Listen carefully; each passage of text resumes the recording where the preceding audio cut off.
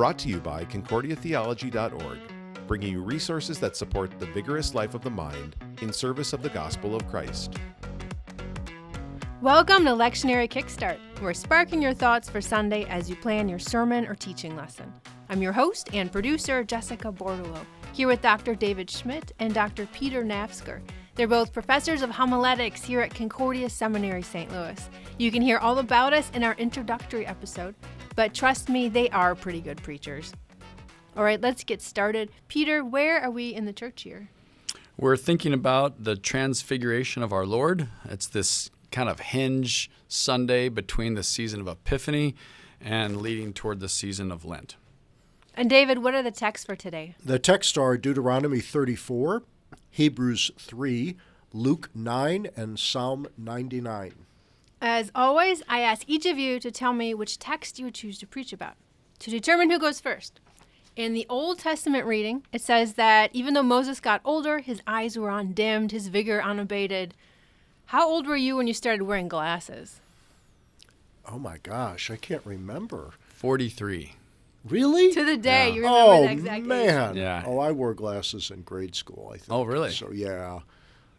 All right. I didn't start till I was an adult. So, Peter, you win. You get to go first. All right. I would preach on Luke 9, the gospel reading.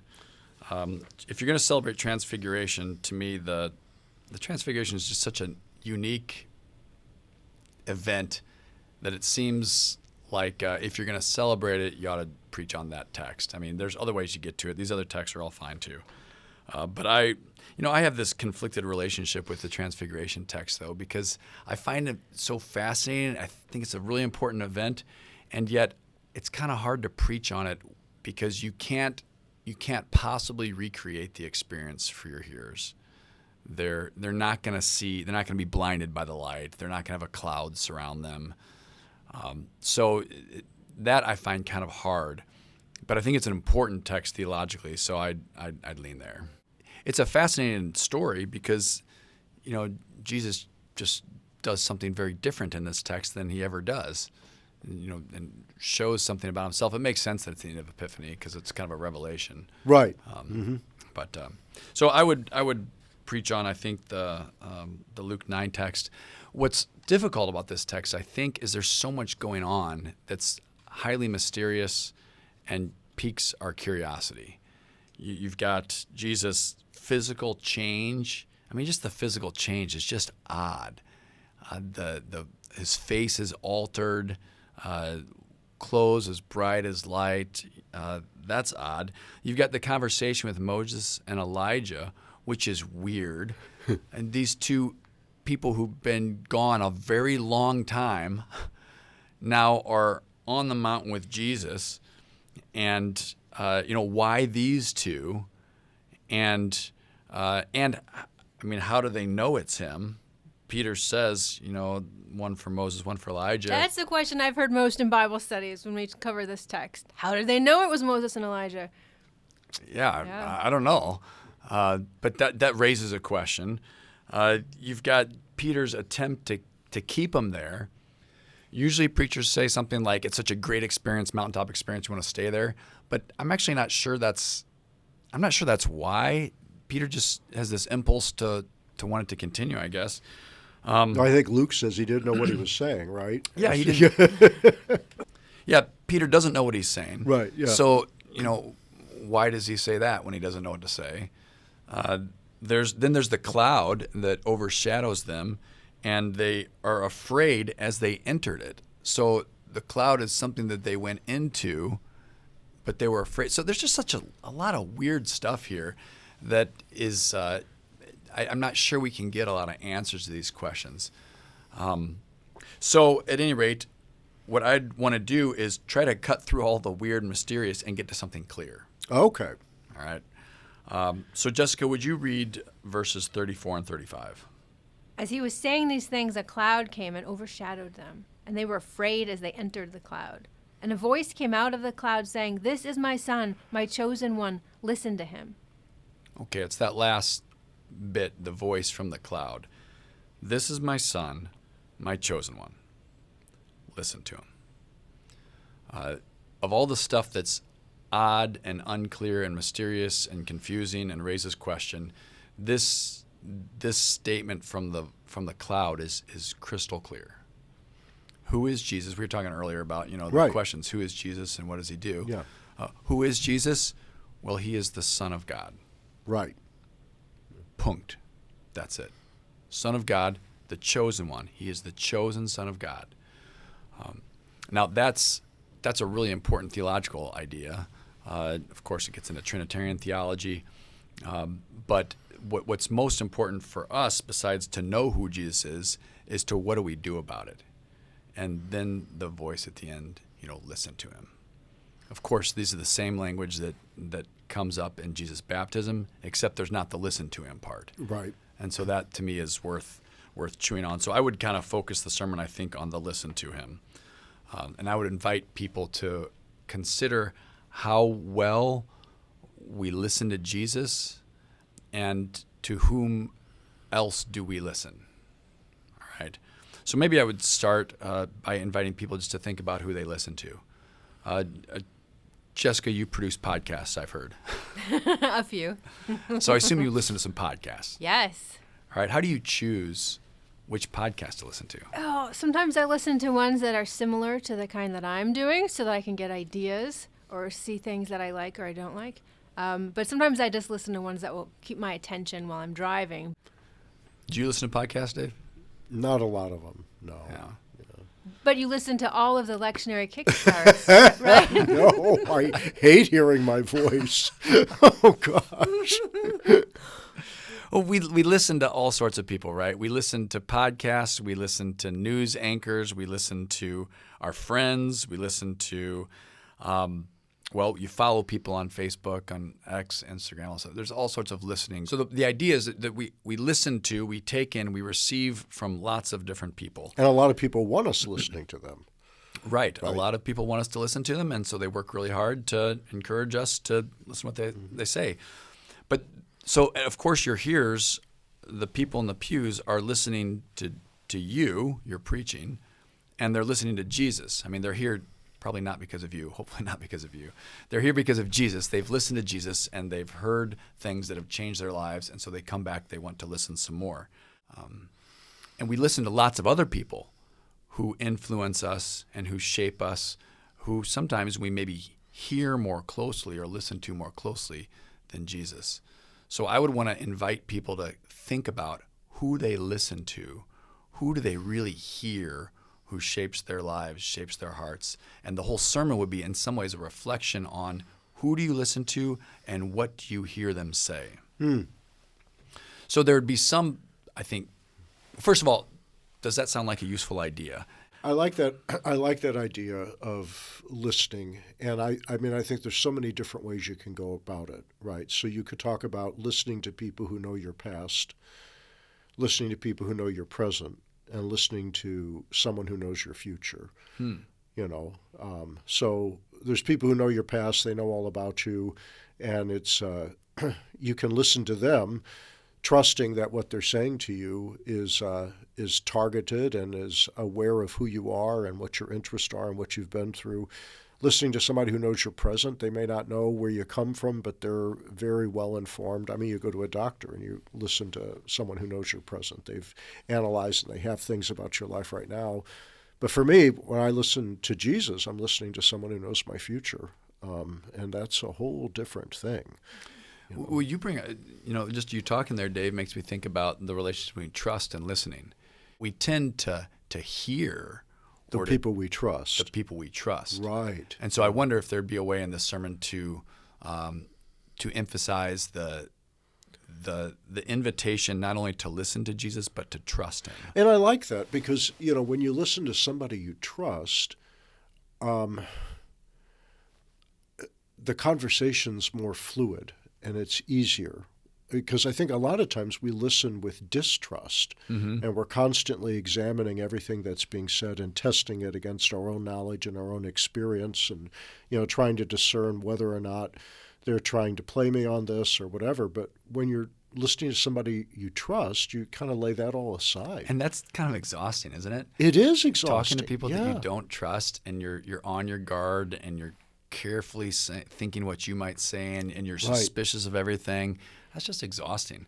But if you're listening to somebody who you know what they have to say is good for you, then that's almost a place of rest. Right. Yeah.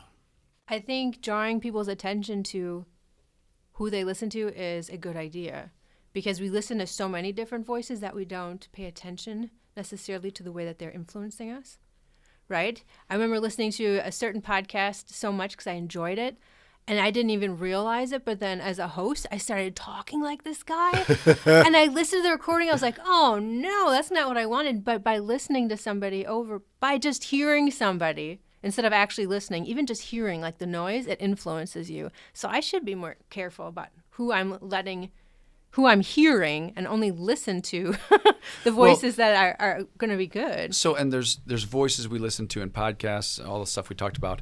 There's also voices in your own head, right? I hate those voices. That you listen to that can be really unhelpful sometimes, because we've got a sinful nature inside of us that kind of speaks a different word sometimes than Jesus speaks. And so this, what would be really interesting to maybe consider so the Father says from the cloud, listen to him. If you were to finish the sentence, listen to him and not so much, fill in the blank. What would God say to that? And maybe that's just something to think about. But so what I want to do in the sermon is invite them to think about who they listen to, who they really take to heart, who they hear. And then also acknowledge that the people that have come to worship that day have come because they want to listen to Jesus, because they've heard him say things. And so you could maybe even during the week leading up to the sermon, invite people to share with you, either in meetings or if you want to do some sort of email thing or Facebook thing or whatever. What have you heard Jesus say that makes you want to come back and hear more? And so you could just kind of fly through, for instance, the book of Luke after this text, when the Father says, listen to him, then going forward, you'd hope this is ringing in the disciples' ears, and you hear Jesus, for instance, in Luke 11, teach them how to pray. So listen to him to learn how to pray. In Luke 12, you hear Jesus say, don't be anxious about your life, about what you will wear, about all these things. Trust in him. You hear Jesus say in Luke 14, pick up your cross and follow me. You hear Jesus say in Luke 18, let the little children come to me. Those little snotty, grubby hands children, let them come to me. In Luke 18, you've got Jesus saying, listen up, I will be betrayed and I will suffer and die and I will rise on the third day. Luke 24, Jesus speaks words of peace and then he sends them. And so I think what you could do as a preacher is either, and maybe both, either invite your hearers to share with you what they've heard from Jesus that has stuck with them, that's significant, or you might say, here's what the disciples heard later on, and pick one of those that would be particularly helpful for your hearers. And of course, the most important thing that the disciples and that we hear from Jesus is his words of grace and forgiveness and life, his promises to which we cling in faith, and the ones that bring us salvation and a full and abundant life here on earth. So whatever you listen to Jesus say, I would want to make sure the sermon is proclaiming loudly and clearly the promises of God in Christ that give us life. Awesome. Thank you, Peter. But how did they know it was Moses and Elijah? I don't know. I guess they had name tags. Do you know, Dave? Oh, there we go. That's good. Moses is still lugging around the The Ten Commandments. Elijah got out of the chariot. I see. Okay. Awesome. Thank you, Peter. David, what about you? What would you preach on? Well, like Peter, I'm thinking it's the Transfiguration, and so I would preach on the Luke 9 text, just so you're preaching on the Transfiguration. And particularly for me, the one verse that stuck out for me is at the very end of the text. Jessica, if you could read verse 36. And when the voice had spoken, Jesus was found alone, and they kept silent and told no one in those days anything of what they had seen. Okay. That, to me, just strikes me as so odd. because the text is filled with such bizarre things. Right. Right? I mean, Jesus is praying. I mean, like this time when I read the text, I've always pictured the transfiguration of Jesus as standing there and then suddenly he's transformed. But Luke says as he was praying, his face was altered. And so you've got Jesus in prayer and they're watching him pray and suddenly his face becomes different. You've got the cloud that envelops them. It is so bizarre. And to go through all of that and then not tell anyone about it, it's just really interesting. I mean, we have miracles where Jesus says, don't tell anyone about this. I mean, we have those accounts, but there's no command not to share this with anyone, and yet they don't. And so I don't, for me, that keeping silent and told no one in those days anything of what they had seen, that obviously they did tell somebody at some point because we have the record of it, right? So they had to have told somebody at some point, but at this point they didn't. And so for me, the thing I want to think about is the difference between keeping a secret and carrying a secret. So, there are some people who can't keep a secret. Jessica, Yes. You're nodding. Oh, it's true, and it's so hard to talk to them because you have the whole time you're thinking, okay, I only can tell this person what I want everyone else to know. I know, right? Yeah.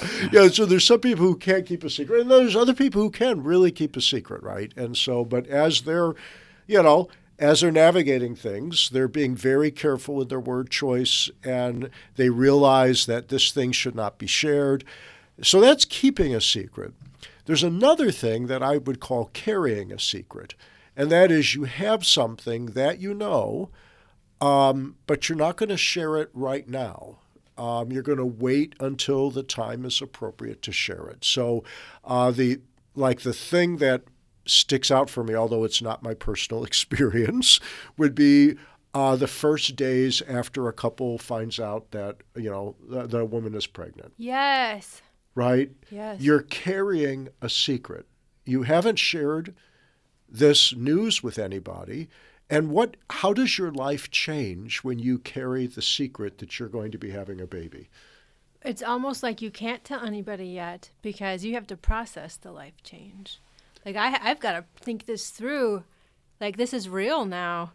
I need to understand how this is going to change everything before I can talk to other people about it. I'm not ready yet. Right. Okay. So even though it's a wonderful it's a wonderful thing. Secret, yes. It's a wonderful thing. Keep going. And then sometimes you're like, oh, this is so special. I think I'll just hold on to this for a while before I tell everybody else. Right. And it's just our secret for right now. And does how you interact with people during the day or anything change? Yes, sometimes it just wasn't time to tell that secret yet. Like when I knew I was pregnant, but my brother said he was engaged. He announced that they were getting married, and they were getting married like right at my due date. Oh, man. But I knew it wasn't the time for me to tell my family that I was pregnant. This was their day. This was the exciting news that he was engaged. So it wasn't time. I had a pretty important secret, but I would wait a little bit. It wasn't the right time to share it yet. So for me, it's it's thinking about how they have this secret that would change how they would look at everything. And we have even more reason to kind of look at the world differently because of the resurrection of Jesus Christ from the dead and our understanding that he has ascended into heaven. And even now, while we're talking, he is ruling over all things. And as we're out there in the world, following our vocations, there's a secret that we carry that changes how we approach life, changes how we approach relationships, changes how we interact with struggles, because we're carrying this secret with us that's been given to us. What I think is helpful about this is you kind of take the next step and you think about all Christians living their daily lives are carrying this secret. And it almost gives people permission not to just blurt out the good news or to feel guilty if they're not constantly saying it. You relate to people and you engage them and you carry the good news until an opportune time. Yeah, it's not always the right time. Right. Yes. And sometimes we beat ourselves up that we don't say something right away. And I kind of like how this last verse invites us to say it. Sometimes there's a time to keep quiet. There's a time to speak. Right. And let your hearers reflect on where are they at in their relationships with others. When is it time to actually share the secret then? Right. Yeah, and they've all been given it. I mean, Right, we've all right. received this from Christ, this good news. And most of our life, all of our life, is lived carrying it. And there are times to share it. And so I don't know. That's the thing that stuck with me as I read through this text for Transfiguration. Wonderful. Thank you, David. That's all for today. We have free resources to guide your next step in planning at concordiatheology.org. Check it out. Lent is coming. It's a busy time for church workers. I know it's hard to take time for your own Lenten meditations. We have a free resource to help you stay connected to God's Word this Lent. Dr. David Maxwell, one of our systematic theology professors, wrote and preached these 5 sermons at my church. And the response was incredible. They were so good that I asked him to preach them as part of a video production so they would be available for others. Those videos are available for you at our website, concordiatheology.org. I personally recommend them. People at church started calling him Dr. David Mic Drop Maxwell. Trust me, he's a pretty good preacher. I'm your host and producer, Jessica Bordolo. Join us next week here at Lectionary Kickstart, when Dr. David Schmidt and Dr. Peter Nafsker will spark your thoughts for next Sunday. I hate those voices.